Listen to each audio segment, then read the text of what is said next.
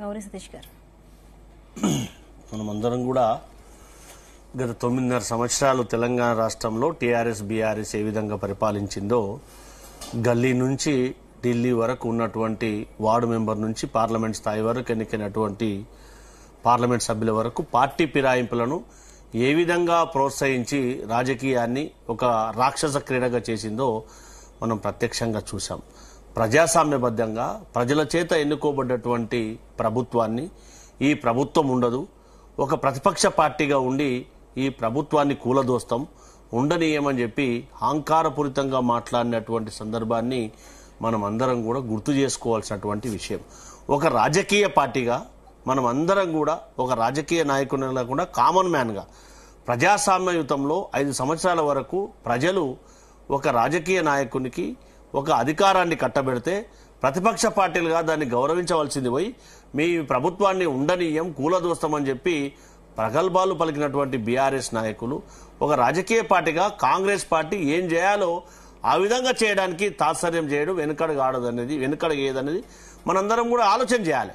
గత 9.5 సంవత్సరాల నుంచి టీఆర్ఎస్ బీఆర్ఎస్ ఏ విధంగా తెలంగాణ రాష్ట్రంలో ఆర్థిక విధ్వంసానికి పాల్గొన్నదో ఏ విధంగా పాల్పడ్డదో అదే రకంగా ఇచ్చినటువంటి హామీలను ఏ విధంగా ఎంతవరకు నెరవేర్చిందో ప్రజలందరూ కూడా గ్రహించారు. కాబట్టి ఏదైతే 11 నెలల నుంచి ప్రజాపాలన కాంగ్రెస్ పార్టీ ఏర్పడ్డ తర్వాత సీనియర్ శాసనసభ్యులైనటువంటి చాలా మంది కూడా రైతు రుణమాఫీ విషయంలో కానీ 500 గ్యాస్ విషయంలో కానీ 200 యూనిట్ల కరెంటు విషయంలో కానీ మిగతా సంక్షేమ పథకాల విషయంలో కానీ డెవలప్మెంట్ విషయంలో ప్రజాప్రభుత్వం రేవంత్ రెడ్డి గారి సారథ్యంలో ఉన్నటువంటి కాంగ్రెస్ పార్టీ సంక్షేమ పథకాలు అమలు చేయడంలో ముందుంది. కాబట్టి మేము వాటికి ఆకర్షితులై కాంగ్రెస్ పార్టీలో చేరుతున్నామని చెప్పి స్పష్టంగా చెప్పడం అనేది జరిగింది.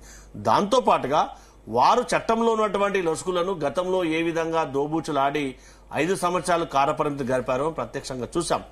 దాన్ని అనుకూలంగా చేసుకుని ఒక డివిజన్ బెంచ్ ఇచ్చినటువంటి దాన్ని పట్టుకొని ఖచ్చితంగా మా ఎమ్మెల్యేలు మా దగ్గరికి వస్తారు, ఖచ్చితంగా మా పార్టీ మా వారు వస్తారని చెప్పి ఏ విధంగా మాట్లాడారో మనం ప్రత్యక్షంగా చూసాం. కానీ అల్టిమేట్ గా మనం అందరం కూడా న్యాయస్థానం యొక్క తీర్పును గౌరవించినటువంటి విషయం. కాబట్టి ఏదో 10th షెడ్యూల్లో ఉన్నటువంటి అంశాన్ని పార్లమెంట్ వ్యవస్థలో ఉన్నటువంటి స్పీకర్ గారి యొక్క నిర్ణయాలను మనం అందరం కూడా గౌరవించాలి. కాబట్టి ప్రజాస్వామ్యయుతంలో అందులో భాగంగానే కాంగ్రెస్ పార్టీ ఏ విధంగానైతే వ్యవహరించాలో ఆ విధంగా వ్యవహరించడానికి ప్రజాప్రభుత్వం ప్రయత్నం చేస్తుంది.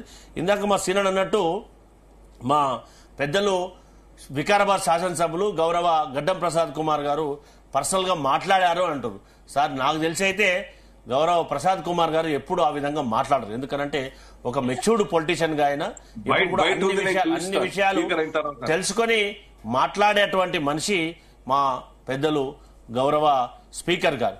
సో ఎప్పుడు కూడా అన్ని విషయాలైనా మాట్లాడే ముందు ఆలోచన చేసే మాట్లాడతారు. కాబట్టి ఏదానికైనా కూడా గతంలో బీఆర్ఎస్ కానీ సరే భారతీయ జనతా పార్టీ విషయానికి వస్తే గతంలో ఏదైనా రాష్ట్రంలో ప్రతిపక్ష పార్టీ అధికారంలో ఉంటే ఆ పార్టీ ఎమ్మెల్యేలను ఫిరాయింపులకు ప్రోత్సహించి అక్కడ భారతీయ జనతా పార్టీ ప్రభుత్వాలను ఏ విధంగా ఏర్పాటు చేసిందో మనం ప్రత్యక్షంగా చూసాం. కానీ అది మర్చి మాట్లాడడం అనేది మనం అందరం కూడా ఒక్కసారి అవలోకనం చేసుకోవాలని చెప్పి కూడా అప్పీల్ చేస్తా ఉన్నాం. ఖచ్చితంగా తెలంగాణ రాష్ట్రంలో సంక్షేమ పథకాలకు కానీ లేదంటే అభివృద్ధి ఫలాలను కానీ ప్రజలకు అందించాలనే ఉద్దేశంతో ఎన్నికైనటువంటి ఎమ్మెల్యేలు కాంగ్రెస్ పార్టీలో చేరుతున్నారనేది మనం అందరం కూడా విశ్వసించాలి. ఖచ్చితంగా బీఆర్ఎస్ పార్టీ ఎందుకంటే ప్రతిపక్ష పార్టీ నాయకుడే ప్రజల ముందుకు రాడు, సమస్యలు చెప్పడు, కేంద్ర ప్రభుత్వం రాష్ట్రానికి రావాల్సినటువంటి నిధులు కూడా కేటాయించకపోతే అడిగేటువంటి పరిస్థితి లేదు. కాబట్టి ఖచ్చితంగా ప్రజలు ప్రత్యామ్నాయం ఏదో మాకు అందించవలసినటువంటి సంక్షేమ పథకాలు అందించే పార్టీ వైపు పోవడానికి ప్రజాప్రతినిధులుగా ఉన్నటువంటి వాళ్ళు రావడానికి ఆలోచిస్తారు. కాబట్టి ఆ విధంగానే అందులో భాగంగానే వాళ్ళందరూ కూడా కాంగ్రెస్ పార్టీలో చేనేతున్నారు అనేది కూడా వాస్తవం. అందులో భాగంగానే ఎవరైతే పార్టీ ఆకర్షితులైనటువంటి వారందరూ కూడా మా పార్టీ అధ్యక్షుల వారితోటి ముఖ్యమంత్రి గారితో ఉప ముఖ్యమంత్రి టచ్ లో ఉన్నారనేది